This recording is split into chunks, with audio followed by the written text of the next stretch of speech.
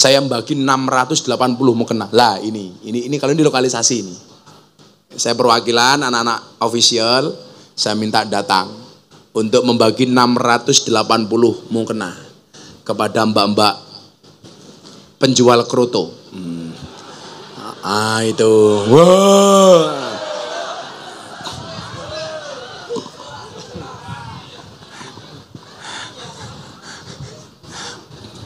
Masya Allah sambil begini mata.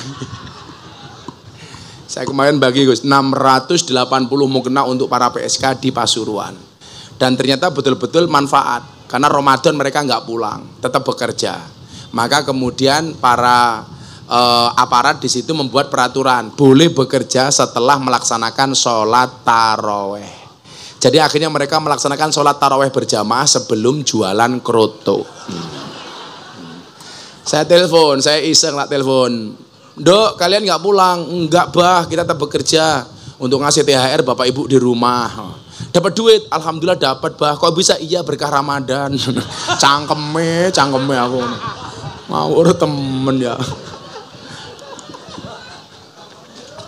Alhamdulillah. Nah, ini tantangan bapak ibu. Bagaimana mengenalkan pahlawan cinta tanah air kepada mereka, anak siswa didik kita, dengan cara sesimpel-simpelnya. Kenapa? Saya punya dua alasan begini. Ada dua kecemerlangan bangsa Indonesia. Ini saya kemarin dapat data ini, saya ikut seminar Pak Menteri Pertahanan Pak Prabowo Subianto. Saya dikasih, Gus, ini tolong kamu sampaikan. Pas saya ikut seminar kebangsaan. Data dari Kemhan ini. Ada dua kecemerlangan bangsa Indonesia. Yang pertama, di dalam memilih bahasa kebangsaan yang bukan bahasa mayoritas. Coba, kalau bahasa kebangsaan harus bahasa dari mayoritas, harusnya bahasa kebangsaan kita bahasa apa?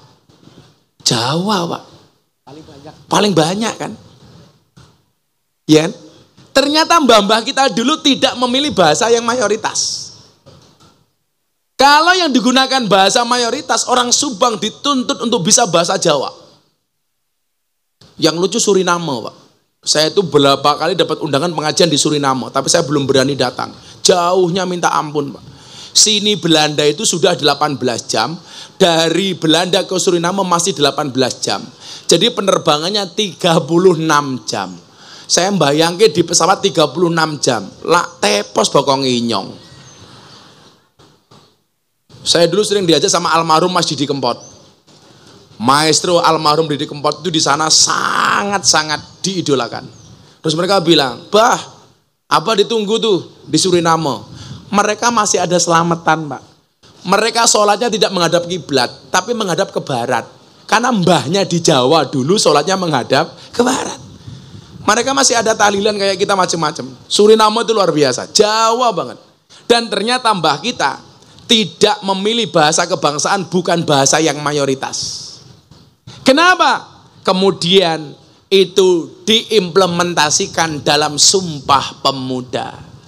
Berbahasa satu, bahasa Indonesia. Kemudian yang kedua apa?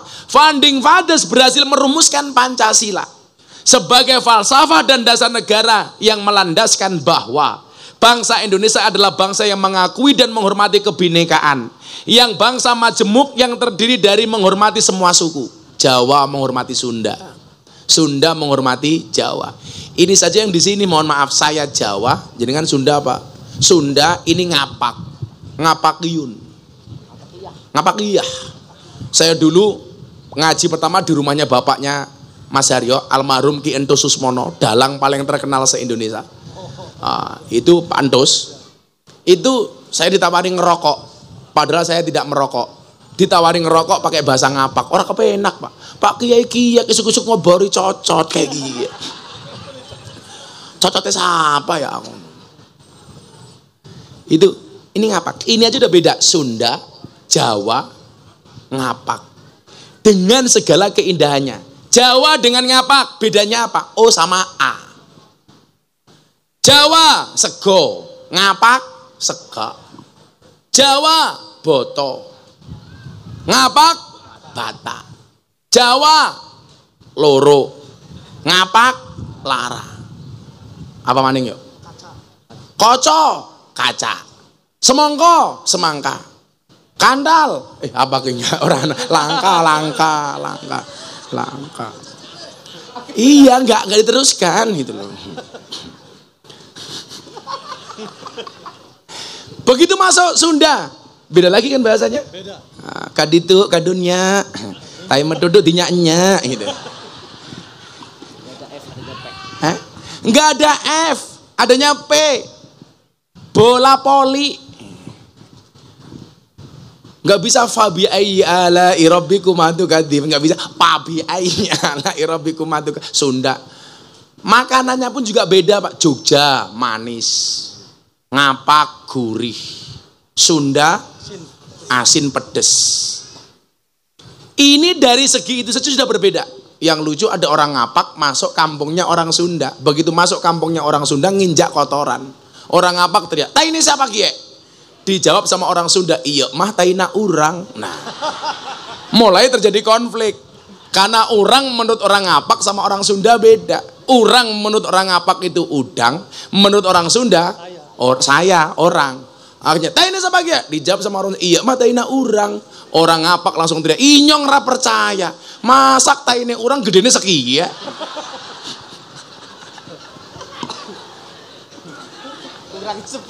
Urangnya sepira. Ini keindahan, Pak. Orang Sunda digambarkan suka dengan lalapan. Ya.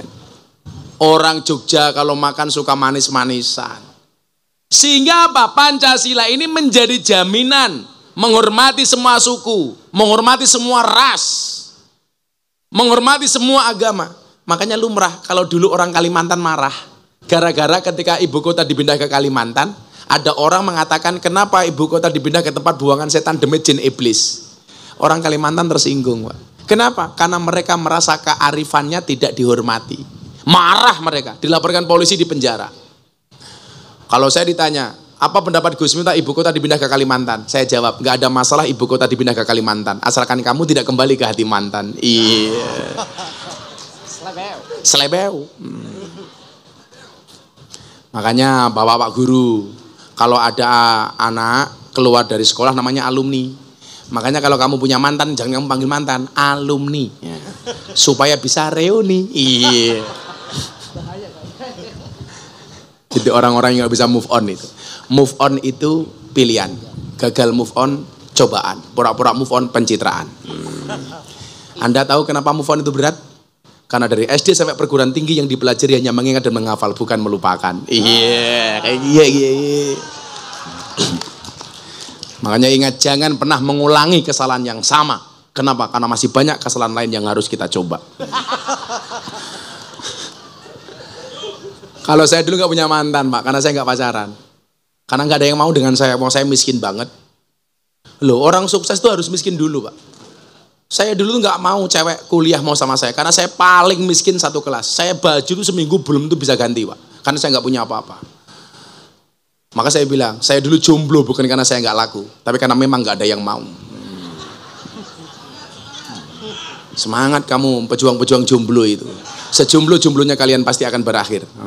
Di mana berakhirnya? Kalau tidak di pelaminan, minimal di pemakaman. Allah itu menciptakan manusia berpasang-pasangan, Ar-Rum 21. Itu artinya apa? Kalau kamu tidak punya pasangan, jelas kamu bukan manusia. Nah, menghormati Kalimantan seperti apa. Kemudian semua agama.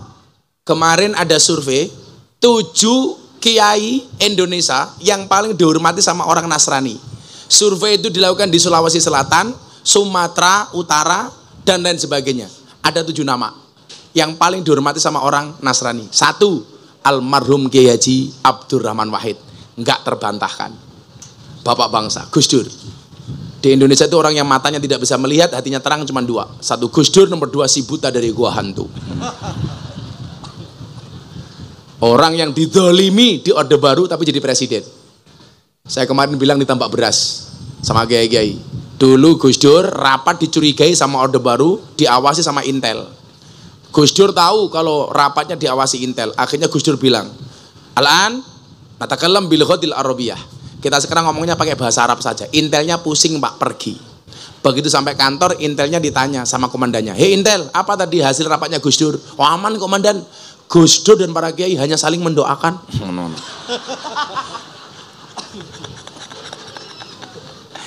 Repot ngelawan Gus Dur itu. Kemudian kiai kedua yang paling dihormati sama orang Nasrani adalah almarhum Kiai Haji Zainuddin MZ. Yang ketiga, almarhum Kiai Haji Hasyim Muzadi, mantan ketua umum PBNU. Yang keempat, Kiai Profesor Buya Syafi'i Ma'arif, mantan ketua umum Muhammadiyah. Yang kelima, Profesor Dr. Quraisy Shihab, Tafsir Al-Misbah. Yang keenam, Profesor Dr. Kiai Haji Said Agil Sirot, orang kita Cirebon. Dan yang ketujuh, Al-Fakir Miftah Maulana Habibur Rahman. Saya sama Pak Said kebetulan sama-sama prof. Pak Said profesor, Gus Miftah provokator. Provokator kebaikan. Kalau ibu-ibu hati-hati ngaji sama Gus Miftah provokator poligami. Saya nggak pernah poligami, Bu. Kalau saya ditanya Gus Miftah menikah lagi, saya nunggu takdir. Kalau memang ada takdir, saya tidak bisa melawan takdir. Kalau nggak ada takdir, saya menciptakan takdir saya sendiri. Enggak Bu, enggak, aman. Aman. Alah sak pinter-pinter kiai Bu, digetak sama suami sama istrinya, goblok dadak. Sehebat-hebatnya Pak Kiai Agus, dibentak sama istrinya, bloon di tempat. Nah itu loh. Inyong bae, Laki-laki itu kalau di luar kayak macan Pak, di rumah kayak kucing. Perempuan kok dilawan? Perempuan itu kalau perempuan itu kan satu, mau dimengerti nggak pernah mau mengerti. Serius. Perempuan itu kalau disakiti nggak pernah lupa, kalau menyakiti nggak pernah ingat. Serius. Betul Pak? Yang jawab keras betul. Ya karena pengalamannya seperti itu Pak. Berkali-kali itu. Lah.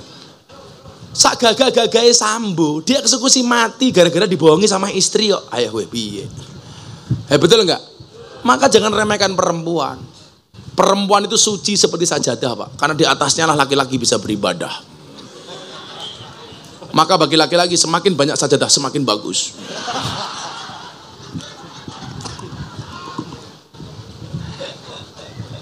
Maka ibu-ibu harus tahu, laki-laki itu seperti soda Bu. Kalau ketemu susu pasti gembira. Betul Pak Guru? Betul. Pak Guru tahu kenapa dikasih nama susu? Karena jumlahnya 2. Susu, kalau 1 su. Kalau 3 susu. Kayak saya Muktamar NU di Lampung sama Nikita Mirzani, saya ngopi. Samping saya Nikita Mirzani, saya ngaduk kopi. Difoto sama anak-anak Gus, dikirim ke WA Group. Wah, Gus minta ngopi susu. Iya, kopinya diaduk, susunya dilirik. Iya kayak gini. Ya jadi kuliah.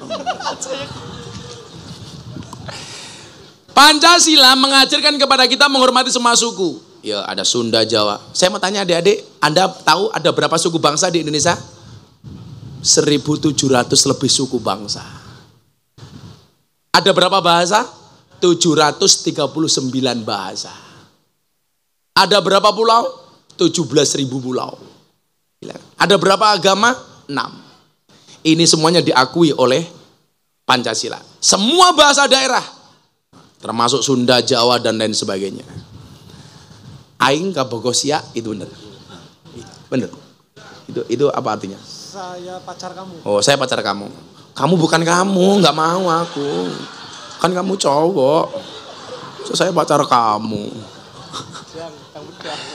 Teneh anggar.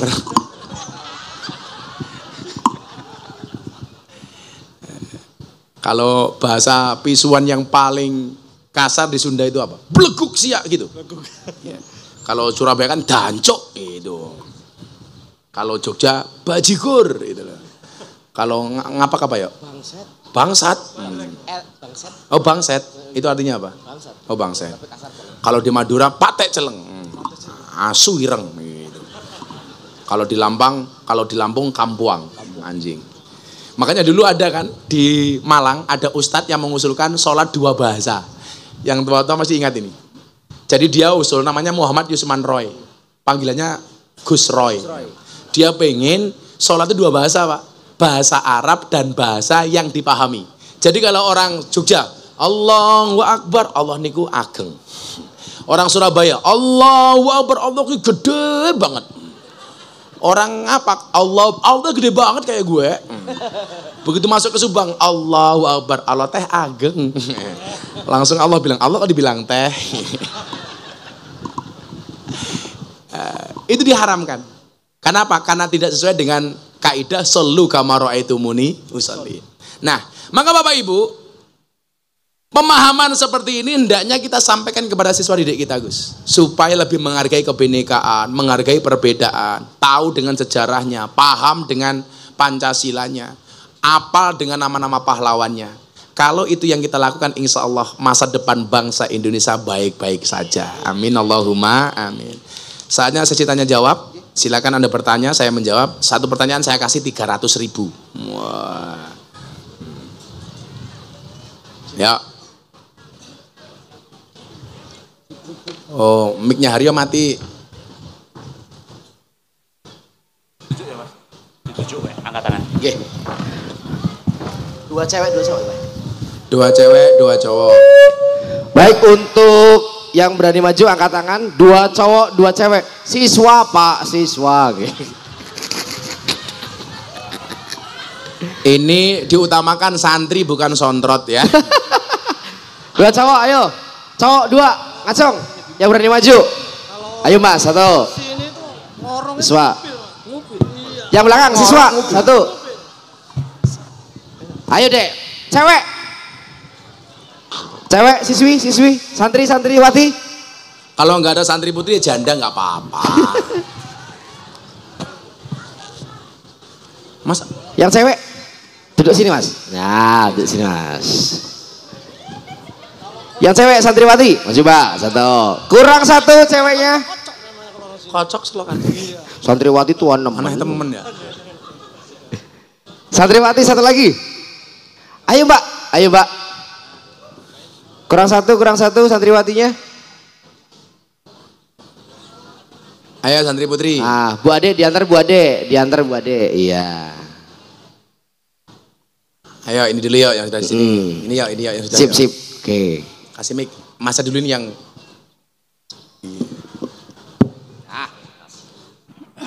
namanya siapa? Arane siapa? Namanya siapa? Muhammad Cahya Mubina. Muhammad Cahya Mubina. Cahya Mubina. Pantesan panas ada Cahya di sini. Kamu kelas berapa Cahya? Kelas 2 SMP. Kelas 2 SMP? Iya. Kok kumismu kayak Pak Lurah? Umurnya berapa? Umurnya 13 tahun. Oh, 14. 14 tahun. Cita-cita? Cita-cita ingin membahagiakan orang tua. Wow, yang konkret cara membahagiakannya gimana? Dengan cara apa? Menjadi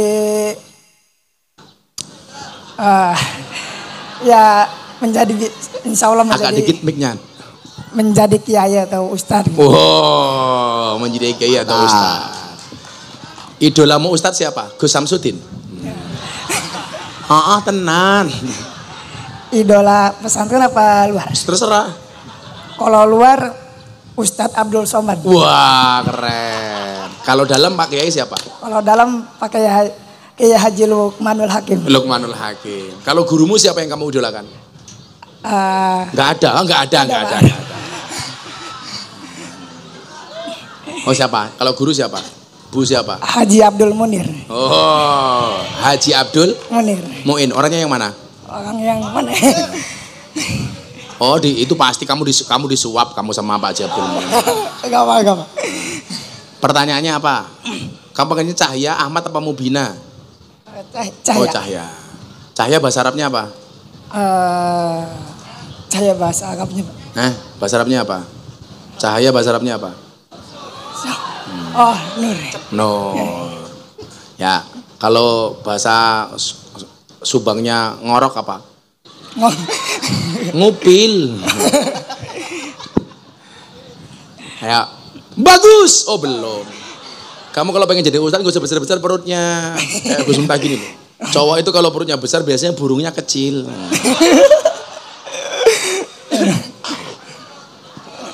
Kayak Pak Guru kae. Apa pertanyaannya Mas Cahya? Apakah santri-santri As-Salafiyah bisa menjadi pejuang bangsa Indonesia untuk selanjutnya? Oh bisa. Besok kamu akan dicatat dalam nama sejarah. Orang itu kalau hebat, alladzi khalaqal mauta wal hayata liyabluwakum ayyukum ahsanu amala, akan diingat-ingat kebaikan-kebaikannya. Maka Pak Karno diingat, diabadikan namanya menjadi stadion Gelora Bung Karno. Bandara Soekarno-Hatta. Keren, Jenderal Sudirman jadi nama jalan. Kalau kamu besok jadi pejuang bangsa lumayan. Nama toilet umpama. Aku bar ngising toilet Cahya kayak gitu. Yang pertama Mas Cahya, idza sadaqal azmu wa duhas sabil. Bahkan kalau bahasa saya bukan waduhas sabil tapi waduhas subul. Where there is will, there is way. There is. Di mana ada kemauan, di situ pasti ada jalan. Semua orang punya kesempatan yang sama. Falikuli syai'in maziyah. Semua orang punya kelebihan. Mungkin kamu punya kekurangan, umpamanya. Kamu jelek, umpamanya. Tapi kamu juga punya kelebihan, perut yang besar, umpamanya.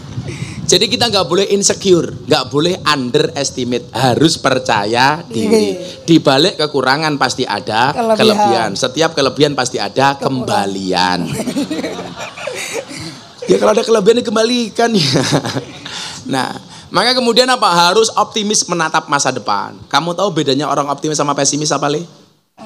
Orang optimis melihat peluang dalam masalah. Orang pesimis melihat masalah dalam peluang. Orang lain mengatakan PSK itu masalah, tapi bagi Gus Miftah itu peluang. Nah, bagi mereka juga peluang, cari gratisan. Nah, maka ingat, kamu rencanakan dengan baik. Di dalam kitab Hikam kemudian disebutkan mal farqu bainar roja wal umniyah. Apa perbedaan antara harapan dan angan-angan? Ar-roja ma qoronahu amalun. Yang namanya harapan itu adalah satu keinginan dan cita-cita yang disertai dengan ikhtiar amal dan perbuatan. Itu namanya ar-roja.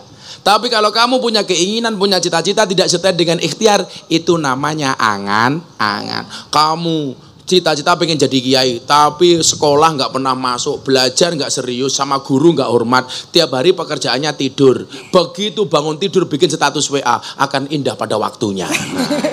Ndang tangio turumu miring, ilermu mambu. Kamu rencanakan, kamu eksekusi semua rencanamu, insya Allah kamu akan jadi orang besar. Wah, dari As-Salafiyah. Besok satu saat akan pengajian di sini. Mau itu hasanah dalam rangka Maulid Nabi akan disampaikan oleh Sahibul Maksiyah Ahmad Cahya Mubina Abdul Butun, watangnya gede. Ya Mbak E sekarang Mbak E sebelah sana. Mbak E. Bismillahirrahmanirrahim. Assalamualaikum warahmatullahi wabarakatuh. Assalamualaikum warahmatullahi wabarakatuh. Mbak siapa namanya? Saya Ayu Nur Thoriqoh dari Darul Hashimi Subang. Oh, Ayu Thoriqoh. Iya. Keren sekali. Ayu Thoriqoh. Dari pakai Thoriqoh. Kamu aslinya mana? Saya asli Tambak Dahan, Gus. Hah? Asli Tambak Dahan Subang. Oh, Subang. Subang. Kelas berapa Mbak Ayu? Panggilnya Ayu Thoriq apa Koh? Mbak Ayu saja. Oh, Mbak Ayu saja. Kamu kelas berapa? Alhamdulillah semester 6. Oh, semester 6 kuliah. Iya, Gus. Oh, jurusan apa, Nduk? Alhamdulillah pendidikan agama Islam. Oh, kamu calon guru. Insya Allah. Besok santri putra kalau cari istri guru. Karena kalau kamu punya istri guru, kalau kamu punya istri dokter repot, masuk kamar, cuci kaki dulu. Repot. Kalau kamu punya istri guru kayak Mbak Ayu, masuk kamar, kamu langsung ditanya, "Papa, masih ingat pelajaran kemarin?" Iya. Kamu jawab, "Lupa Mama." Nah, Bu Ayu langsung bilang, "Ayo Papa, ulangi lagi." Iya, kayak gitu. Tenan. Besok berarti gelar kamu apa, Nduk? SPD? Apa SPDI? SPD. SPD, Sarjana Penuh Dosa. Enggak. Ayo Mbak Ayu, apa pertanyaannya? Pas hari kemarin, saya men-scroll TikTok, ada yang mengatakan bahwa roh kita itu harus merdeka. Tapi saya mempunyai pendapat lain, bahwa roh merdeka itu, kalau roh itu merdeka berarti kita mati dong. Iya. Nah, jadi saya mencetuskan pikiran-pikiran saya yang lain. Jadi begini, maksud daripada kata merdeka, apakah itu terbebas dari penjajah saja? Jika kita memaknai kata merdeka bebas dari penjajah saja, saya percaya bahwa generasi-generasi Islam kita ini sedang dijajah, tetapi tidak secara fisik, tetapi secara pemikiran dan secara idola.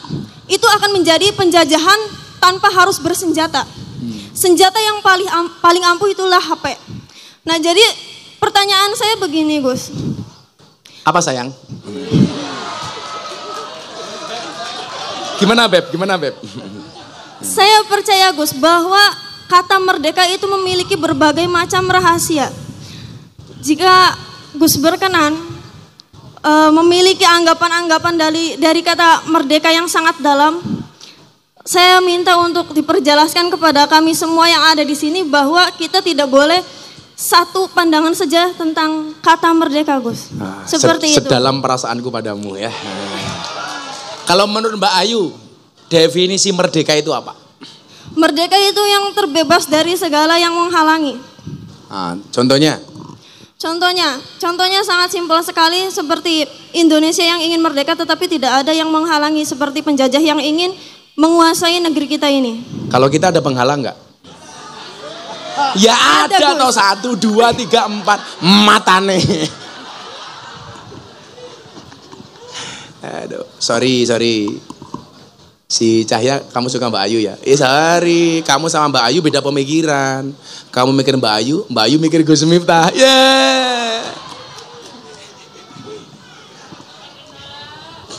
Tenang. Jadi saya dulu pas kuliah itu ada mata kuliah namanya Etika Pendidikan Islam. Di situ kemudian kitabnya saya lupa. Itu ada babakan pembahasan, judulnya adalah At-Tarbiyatul Khurriyah. Itu artinya apa? Itu kan senada dengan tulisan Paul Freire. Apa? Pendidikan pembebasan, pendidikan kemerdekaan lah. Anak-anak PM itu kan bacanya ngeri, Pak. Marxis, Karl Marx, Paul Freire, gitu. Renaissance. Sebenarnya PM ini geleng banget. Kitab lali sing diwaca sing bangsa-bangsa ngono kuwi. Tapi saya akhirnya diingatkan sama guru-guru saya, "Oh, kamu enggak boleh. Kamu bacanya kayak gitu tapi kitabnya ditinggalkan." Lah, ada dok namanya At-Tarbiyatul Khurriyah. Apa itu berarti? Pendidikan kebebasan. Artinya apa? Merdeka di dalam berpendidikan adalah ketika guru dan murid punya hak yang sama dengan kewajiban masing-masing. Artinya adil itu kan tidak harus sama, dok. Pemahamannya adil itu apa? Wadu'u syai'in fi mahallih. Meletakkan segala sesuatu sesuai dengan porsinya. Contoh, belangkon itu tempatnya di kepala, maka nggak boleh saya taruh di kaki. Sepatu tempatnya di kaki, maka nggak pantas kalau ditaruh di kepala. Itu namanya adil. Nah, pendidikan pembebasan, pendidikan merdeka, bebas itu apa? Bukan berarti kemudian murid dengan guru walaupun punya hak yang sama, tetapi sama secara keseluruhan. Pasti dengan batasan-batasan berbeda. Contoh begini, Pak. Saya itu kuliah dulu suka demo. Tapi yang saya demo dari dosen saya atau rektor saya, itu bukan personalnya, tetapi kebijakannya. Di saat kemudian kita berbeda pendapat di kelas, kita tajadal berdebat, saya pegang satu etika. Kadang-kadang kan begini, murid atau mahasiswa ketika punya kesempatan membantai guru atau dosennya, itu dilakukan di depan teman-teman yang lain. Itu bagi saya murid yang tidak beretika. Kalau saya dulu ada kesempatan dosen saya bantai, Pak. Tidak saya lakukan di situ. Secara normatif saya menjaga kewibawaan seorang guru. Begitu selesai saya datang ke kantornya. Pak, menurut saya begini. Itu lebih memegang apa yang dimaksud dengan at-tarbiyatul khurriyah. Artinya kebebasan itu ada batasnya. Kemerdekaan juga ada batasnya. Contoh begini, kamu suka merokok.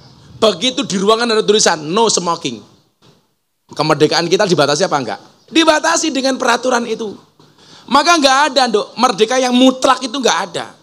Enggak ada. Suami itu merdeka sebagai imam. Halah, nyatanya ketemu bojo galak, rampung. Ayo. Apalagi besok istrinya pinter bernarasi kayak Ayu, modar we. Ayo. Dek, aku njaluk kelon. Coba sampaikan ke saya. Apa itu definisi kelon? Hayas, rasido. Gagal maning gitu. Nah, artinya kemerdekaan orang itu beda-beda, Dok. Beda-beda. Kemerdekaan saya dengan kamu itu berbeda. Contoh kemarin ada capres telepon saya.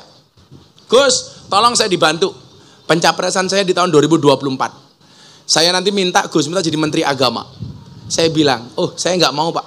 Saya nggak pernah mau pengen jadi menteri. Apalagi menteri agama. Saya nggak mau. Kenapa? Karena kalau saya jadi menteri, saya jadi pejabat, itu membatasi kemerdekaan jamaah dengan saya dengan jamaah. Betul. Pak Agus mengundang saya. Nggak bisa protokoler. Lagian kalau saya jadi menteri agama, umat seneng. Kalau ngundang pengajian saya, semuanya minta gratisan. Menteri agama amplopan jera pantes ya Pak Deden ya. Masa menteri agama jelok di amplopi. Nah, maka saya berpikir begini Mbak Ayu. Kalau saya menerima tawaran jadi pejabat, itu sama halnya saya membunuh kemerdekaan jamaah dengan saya. Artinya apa? Nggak ada kemerdekaan yang mutlak. Mau nggak mau kita dihalangi oleh aturan. Kalau memang kemerdekaan itu harus full mamane, saya nggak boleh dihalangi oleh apapun. Saya pengen makan apa bebas. Yang terjadi apa? Seperti selebgram makan kulit babi diposting dengan menggunakan Bismillahirrahmanirrahim. Itu kebebasan yang tidak bertanggung jawab. Kita kan merdeka, nggak boleh dihalangi, tetap ada etika. Maka dia akhirnya dijadikan tersangka. Karena dianggap apa? Dianggap menistakan agama Islam, dianggap menistakan Al-Quran. Kenapa? Karena dia merasa kebebasannya mutlak, nggak boleh dibatasi oleh siapapun. Kira-kira begitu, Mbak Ayu. Ya, ini yang kecil. Assalamualaikum warahmatullahi wabarakatuh. Waalaikumsalam warahmatullahi wabarakatuh. Kamu yang suka speaker di TPA itu ya? Assalamualaikum. Namanya siapa? Nama saya Najril Ilham. Siapa? Najril Ilham.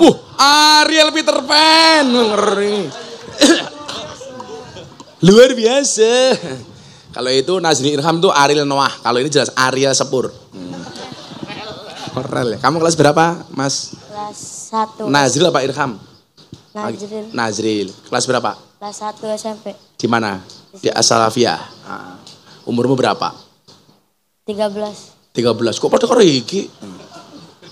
Kok gedean ini bena sama Wasumursat ini? Cita-citanya Irham apa? Mau jadi ustad. Oh, ustad. Keren sekali. Kenapa pengen jadi ustad? Mau gantiin di kampung. Oh, keren ustad kampung. Ya, saya doakan kamu jadi ustad kampung. Sarungnya ngelinting. Berkatnya banyak. Lu nggak apa keren itu cita-cita mulia. Saya itu kalau ditanya Gus, ustad idolanya Gusna siapa? Ustad kampung. Bagi saya mereka orang-orang yang sangat mukhlis. Ngurusi yasinan, tahlilan, ada orang mati, orang melahirkan, semuanya yang ngurusi ustad kampung, betul? Itu keren. Kayak saya dulu nasihat pernikahan sama orang-orang, saya belum menikah. Miftah itu ngawur, belum menikah kok. Sudah memberikan nasihat kepada orang menikah. Ya sama dengan ustad kampung, belum mati sudah memberangkatkan orang mati. Aku ya gitu tuh. Mudah-mudahan kamu jadi ustad. Nah, pertanyaannya apa, Ustadz Irham? Apa tujuannya orasi kebangsaan itu? Gue tak ajar loh gue. Aku mau ngomong wokeh lah aku. Ya tak ajar nan. Aku udah ngomong banyak dari tadi. Tak sadar gak bisa besar loh kamu.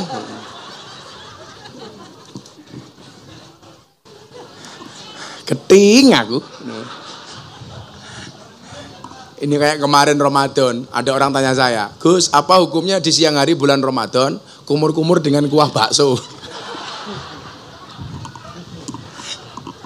Akhirnya saya jawab, hendaknya di bulan Ramadan di siang hari tidak kumur-kumur dengan sesuatu yang memiliki rasa, apalagi rasa ingin memiliki. Iya. Menurut kamu kira-kira tujuannya apa, Nak? Yaudah, saya mau ngetes kamu soal pemahaman pahlawan. Pahlawan nasional yang paling rajin masuk masjid, namanya siapa? Kamu jawab ya terserah, siapa? Kamu sebut nama pahlawan, siapa? Pahlawan nasional yang paling rajin masuk masjid. Namanya Patimura, gambar uang 1000. Patimura. Masuk kotak infak kan? Lama. Pahlawan nasional yang paling jarang masuk masjid siapa? Bung Karno, gambar 1.000.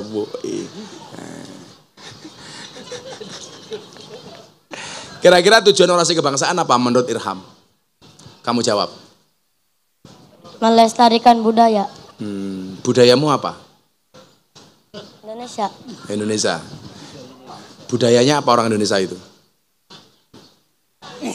Budaya orang Indonesia itu, mohon maaf, bukan Valentine, utang nggak bayar.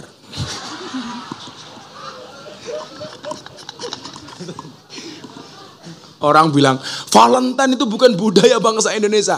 Iya, budaya bangsa Indonesia itu bukan Valentine. Utang nggak bayar, gosop sarungnya kanca. Kamu di pondok juga? Kamu di pondok nggak? Iya. Nggak? Oh. Katanya pengen jadi ustadz, di pondok. Kamu kalau gosop ya yang apa ya? Yang presisi. Masa kamu kecil gosop saya pakai cahaya? Wah, ya kayak kalong. Saya itu punya, Pak. Santri kecil, gosop saya pakai kancane lemu. Begitu sholat, saya pakai melotrok. Anak-anak baik. Jadi begini, Mas Nazril. Saya itu kan beberapa kali ceramah di hadapan presiden. Presiden tahu saya itu fokus dan konsen terhadap masalah kebangsaan, terhadap toleransi, radikalisme dan lain sebagainya. Nah, saat itu presiden bilang sama saya, Gus, kasihlah pemahaman kepada siswa didik untuk lebih mencintai negaranya. Jadi saya ngomong seperti ini supaya kamu lebih mencintai Indonesia. Coba Nazil, hafal enggak Pancasila? Coba kamu baca. Pancasila. Pancasila. Pancasila. Satu. Ketuhanan yang Maha Esa. Ketuhanan yang Maha Esa. Dua. Kemanusiaan yang adil dan beradab. Kemanusiaan yang adil dan beradab. Tiga. Persatuan Indonesia. Persatuan Indonesia. Empat. Kerakyatan yang dipimpin oleh hikmat kebijaksanaan dalam permusyawaratan perwakilan. Kerakyatan yang dipimpin oleh hikmat kebijaksanaan dalam permusyawaratan perwakilan. 5. Keadilan sosial bagi seluruh rakyat Indonesia. Keadilan sosial bagi seluruh rakyat Indonesia. Pertanyaannya bukan itu, burung Garuda itu cewek apa cowok? Cewek cowok. Kok tahu? Karena gagah. Oh, karena gagah. Cowok bukan karena gagah. Kamu nggak gagah juga cowok. Burung Garuda itu cowok. Kok tahu? Iya kan burung.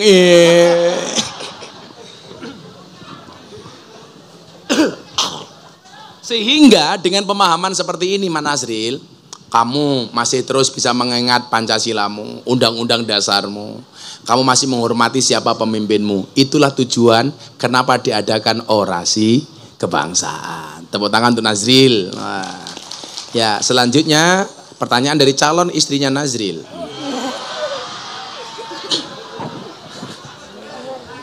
Assalamualaikum warahmatullahi wabarakatuh. Waalaikumsalam. Namanya siapa? Kalista. Siapa? Kalista. Aisyah. Oh, Kalista. Kawista. Kalista. Oh, Kalista. Kalista umurnya berapa, Neng? 13. Sama dong dengan si Nazril. Ya Allah. Tapi persoalannya Nazril sama Kalista ini seperti Indomaret dan Alfamaret. Berdekatan sih, tapi nggak pernah jadian nih. Kalista cita-citanya pengen jadi apa, Dok? Dokter. Saya mau tanya, dokter tuh pinter apa goblok? Pinter. Oh, goblok. Pinter. Goblok. Buktinya setiap orang datang ditanyakan goblok. Pinter. Pak Nazril, kamu sakit apa? Kan goblok tanya. Dokter tuh yang pinter cuma satu, dokter hewan. Nggak pernah ditanya langsung disontek. Ya, sekarang kelas berapa, Mbak Kalista? 7. Kelas 7. Ya, pertanyaannya apa sayang? Bagaimana cara meluas? Cara apa? Bagaimana cara melestarikan wawasan Wawasan apa? alam? Wawasan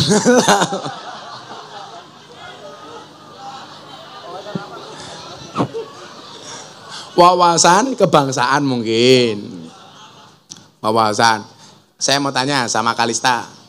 Sebutkan 3 nama pahlawan putri. Cewek. Sama saudara. Lucinta Luna. Siapa Nduk? Setahu kamu siapa? Nama pahlawan putri 3. 1. Siapa? Siapa? Nama pahlawan. Kartini. Anak-anak band suruh kesini, anak-anak band suruh naik panggung. Kartini. Kartini. 2. Kartono.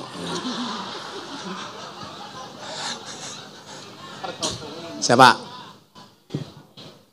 Siapa cewek? Fatmawati. Fatmawati. 3. Siapa? Kalau pahlawan yang Kalista idolakan siapa? Susana. Kartini. Siapa Mbak Kalista? Pahlawan yang kamu idolakan siapa, Nduk? Kartini. Siapa? Kartini. Oh, Kartini.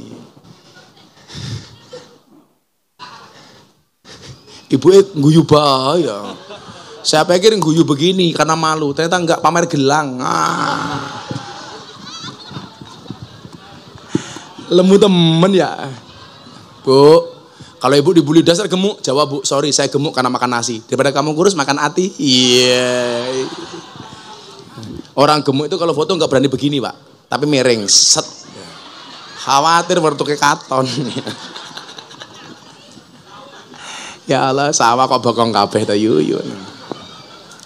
Jadi begini, Dek Kalista. Kalista. Besok dokter, spesialis apa kamu? Spesialis sakit jiwa. Pasiennya siapa? Cahya. Jadi ini penting, Pak.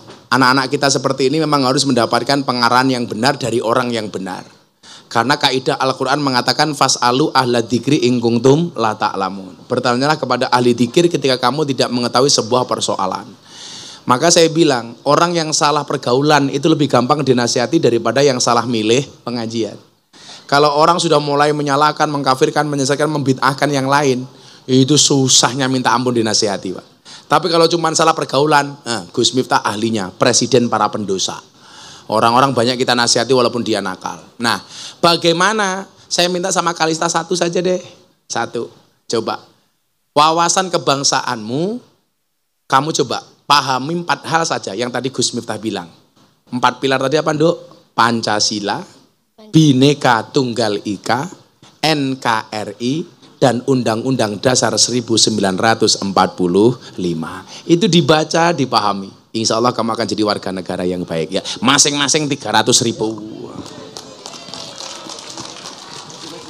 Nah, dari sana dulu kamu cowok terakhir. Mbak Ayu dulu. Ini sebagai hadiah apa sebagai mas kawin? Iya. Mbak Kalista. Sebentar itu dikasih kaosnya 1 nanti dikasih kaos. Ini. Ini.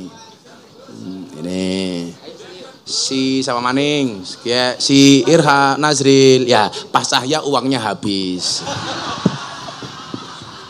Cahya kalau tak kasih uang untuk beli apa Cahya? Ditabung, bener. Kalau uang itu ditabung bukan dicelengi. Makanya ada bayi tabung, nggak ada bayi celeng. Ya.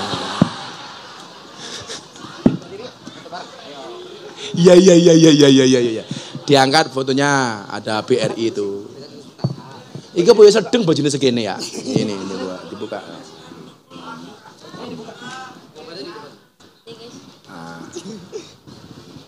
Nah. Tuh tukang fotonya. Ya, ini kaos persembahan dari Bank Rakyat Indonesia. Tepuk tangan. Makasih ya, Mbak. Sana minggat. Oh, salam dulu. Boleh salam. Nah. Apa Mbak Ayu? Ih, Kalista. Kalista kayak penyanyi itu ya. Bibir berem-berem, jahe ayam. Ya. Sekarang saya minta dua, ibu sama bapak. Itu ibunya mana yuk? Kamu tunjuk ya. Itu Bu, ayo bu, maju bu. Bapak-bapaknya? Gede nih ya Allah. Bapak-bapaknya lagi, bapak-bapak. Bapaknya satu. Moga pak, ini pak. Gitu. Iya, cetan. Wah, inilah pasangan serasi abad sebelum Masehi. Ini ibu, mic-nya mana yuk? Kasih ibunya yuk. Bu, namanya siapa ibu? Ibu Nok. Nok. Iya. Nok siapa? Ibu Nok Nurjana. Nok Nurjana. Nok. Nok itu artinya apa bu? Ya Neng lah. Oh tak. Nok. Ya, Nok. Tapi kira ndok. Udah nikah bu? Sudah. Sudah janda toh? Iya. Oh iya. Kok kamu malu-malu? Janda ternyata dia. Ini namanya jahe. Janda herang. Umurnya berapa bu? 38. Baru 38 masih adik saya 41 bu. Kok remu tua banget ya? Pekerjaannya apa bu Nok? Pekerjaannya itu. Menggoda suami orang? Iya, enggak. Bukan. Apa? Guru honor. Oh guru honorer. Iya. Apa pertanyaannya bu Nok? Ya. Pertanyaannya apa? Pertanyaannya. Berarti guru honor itu makmur ya? Buktinya gede seperti ini kan? Luar biasa ini. Sebenarnya nggak ada istilah gemuk sih Pak Gus. Karena ada teori 100 kg di bumi itu sama dengan 30 kg di Mars. Itu artinya Bu Nok nggak gemuk, hanya salah planet. Berarti harus tinggal di Mars. Nah, di Mars. Besok kamu ngajar di Mars saja. Pulang jadi alien kamu. Aduh. Apa Bu Nok? Pertanyaannya Gus. Kenapa anak-anak lebih suka TikTok daripada gurunya? Berarti kamu kalah menarik daripada TikTok. Iya, benar. Lah iya bener ngaku. Ya. Jadi apa ya, bagaimana caranya lah supaya itu. Ibu nanti cari skripsi saya dari Unisula. Saya kemarin ada metodologi pembelajaran Gus Miftah. Nah, saya melahirkan metodologi namanya Al-Mizah Al-Miftahiyah. Jadi pendidikan berbasis fun learning. Bagaimana kemudian kita transfer value, transfer nilai, transfer ilmu itu dengan cara yang happy dan menyenangkan. Buktinya apa Mbak Nok? Jangankan orang Islam, saya itu banyak orang masuk Islam melalui Gus Miftah karena dianggap metodenya itu fun learning. Hari ini lebih dari 300 orang yang masuk Islam melalui Gus Miftah. Rata-rata mereka mengatakan apa? Karena gaya Islamnya Gus Miftah itu asik. Makanya gerakan saya namanya apa? Gerakan moderasi, berbangsa dan beragama yang happy dan menyenangkan. Di situ nanti ada metodologinya. Metodologi dengan nyanyi, sholawatan, metodologi dengan cerita, metodologi dengan guyon. Makanya mohon maaf, sekarang cewek humoris itu lebih cowok humoris lebih diminati daripada cowok romantis. Nah, lebih baik humoris berakhir romantis daripada romantis berakhir tragis. Iya, kayak nasib pernikahanmu. Iya. Iya. Sakit. Ih, sakit. Sakit kok lemu yo. Kan sakit biasanya kuru. Kan take it easy, Gus. Jangan dipikirin. Oh, jangan dipikirin. Itu, ya, easy going aja. Easy going. Iya. Ngeri sekali guru honorer kita ini. Jadi, bagaimana pendidikan itu kita kemas yang menyenangkan, Bu? Nggak usah ibu deh guru. Anak itu mohon maaf, di rumah ngobrol sama orang tuanya 30 menit nggak betah. Tapi kalau nongkrong di warung kopi, 4-6 jam betah. Gus, kalau di warung kopi boleh main HP, di rumah nggak boleh. Siapa bilang? Di rumah juga main HP, bapak ibunya juga main HP. Kadang-kadang di kamar bapak sama ibunya pegang HP sendiri-sendiri. Bapaknya chatting sama siapa, ibunya chatting sama siapa. Iya. Ya kan? Itulah awal terjadinya perceraian Nok. Si takdir Gus, takdir. Iya, kan untuk Allah tuh apa ya? semoga minta doanya diganti dengan yang lebih baik. Dan gantinya di sini. Iya. Amin, amin. Amin. Ojo. Amin. Ono sing nyawa. Sama kamu. Ya Allah, amin. Oke, mohon doanya Gus, temenan. Ternyata dia dapat lagunya Padi, Cinta Tak Sampai. Jadi bagaimana pengajaran kita itu menyenangkan. Contoh begini. Yang tadi saya bilang, anak itu duduk sama orang tuanya di rumah 1 jam aja nggak betah loh. Tapi kalau di warung kopi Pak, berjam-jam dia betah. Ternyata apa? Yang pertama analisa saya. Anak di rumah itu selalu saja menjadi objek pendengar, bukan orang yang ngomong. Anak itu sekali-kali butuh didengarkan, tidak hanya dinasehati. Makanya kalau di kafe itu mereka nyaman, kenapa? Karena bisa mencurahkan isi hatinya. Kemudian yang kedua kadang-kadang apa jelek kita itu? Memberikan nasihat dari anak kita kecil sampai besar. Itu nasihatnya sama dan diulang-ulang terus. Umpama anak boleh ngomong, pasti dia teriak, wes tahu. Gitu. Tapi karena anak menghormati orang tua, dia tidak melakukan itu. Makanya yang perlu di-upgrade itu tidak hanya ilmunya anak, tapi juga ilmunya orang tua. Kemudian apa? Nasihat yang bapak ibu dulu dapatkan dari orang tuanya, bisa jadi sudah tidak cocok dengan anak hari ini. Kalau dulu Pak, mohon maaf, anak-anak kayak kita dulu Pak, mau mainan tembak-tembakan, nggak ada Pak tembak-tembakan kayak di mall gitu. Coba kalau dulu kita Pak, apa? Paling pelepah pisang, kita buat tembak-tembakan. Kita mau bikin mobil-mobilan, cukup dari kulit jeruk. Betul Bu? Itu sudah bahagia. Bannya pakai apa? Sandal jepit swallow. Itu sudah seneng. Artinya apa? Zamannya sudah berubah. Kadang-kadang nasihat yang diberikan kepada anak sama saja. Makanya anak berontak. Artinya apa? Dibutuhkan banyak variasi untuk melahirkan pendidikan yang asik sehingga kita tidak kalah dengan TikTok. Mbak Nok juga goyang pargo ya, jajal. Iya. Ya ora pantes bokongnya gede ya. Ya kamu calon suaminya Mbak Nok. Iya. Ada yang mana? Ya Allah, satukanlah keduanya sebagaimana Engkau satukan Romeo dan Juliet ya Allah. Iya. Amin lagi kamu ini. Amin. Mas siapa namanya? Ahmad Badruz Zaman. Ahmad, ngeri sekali namanya Ahmad Badruz Zaman. Apa Mas Badruz? Ngajar di sini? Bukan, Mas. Di mana? Di daerah sendiri, di lingkungan sendiri. Oh, lingkungan sendiri.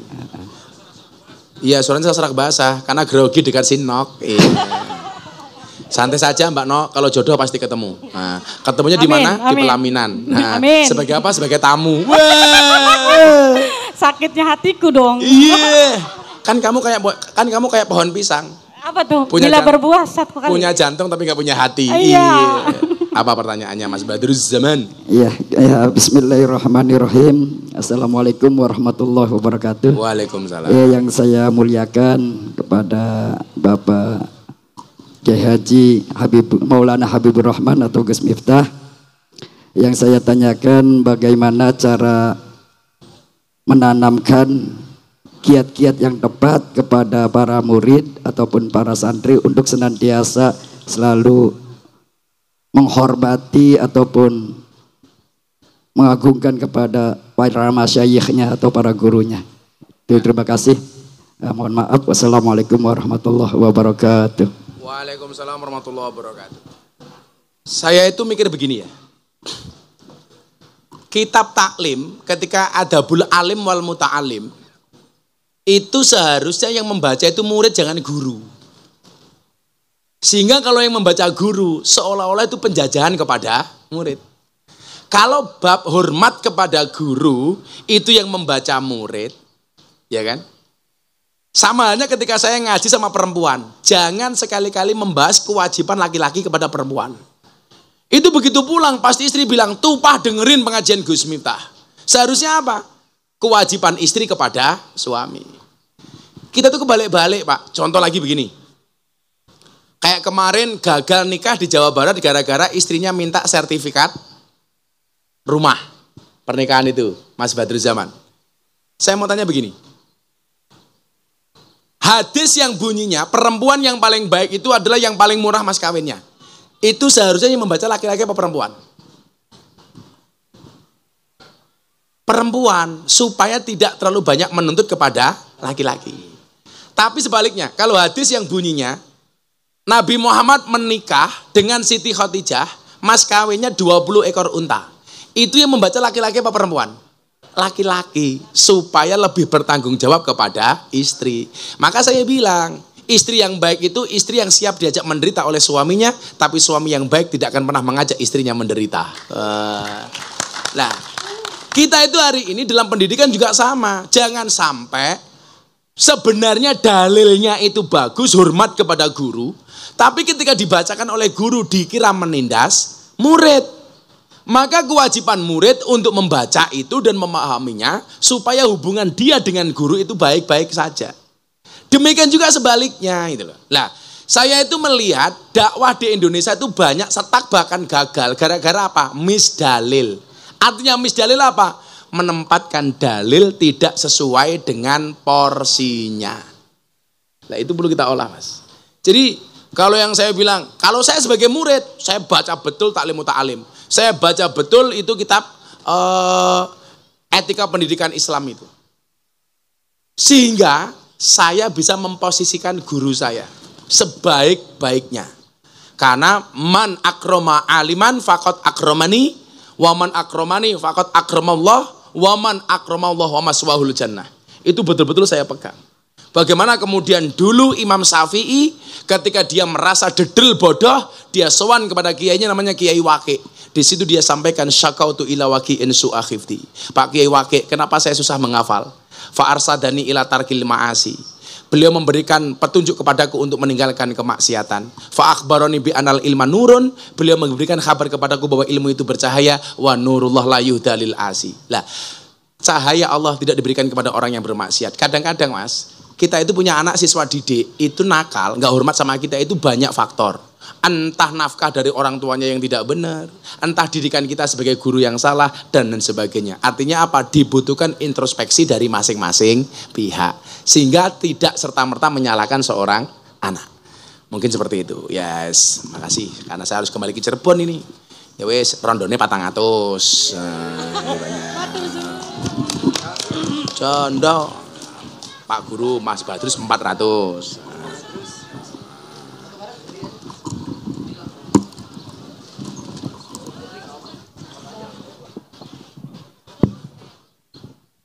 Uangnya ditunjukin. Nah. Oke, sip. Ya. Ya. Terima kasih. Atas nih. Makasih, Nok. Mudah-mudahan kamu pulang hamil lagi. Dengan suami yang sah. Masa dengan Pak Agus? Hanya Bapak Ibu, saya janjian sama orang di Cirebon jam 6 malam ngaji di Cirebon. Saya minta maaf atas segala kekurangan. Mudah-mudahan sowan saya ke sini Pak Agus sedikit bisa memberikan gambaran bagaimana kita mencintai bangsa ini. Amin Allahumma amin. Terima kasih. Assalamualaikum warahmatullahi wabarakatuh. Waalaikumsalam warahmatullahi wabarakatuh. Demikian tadi orasi kebangsaan bersama Ki Haji Miftah Maulana Habibur Rahman. Apabila ada salah kata dari kami mohon maaf. Semoga acara ini bermanfaat. Allahumma amin. Assalamualaikum warahmatullahi wabarakatuh. Mari bersama-sama menikmati lagi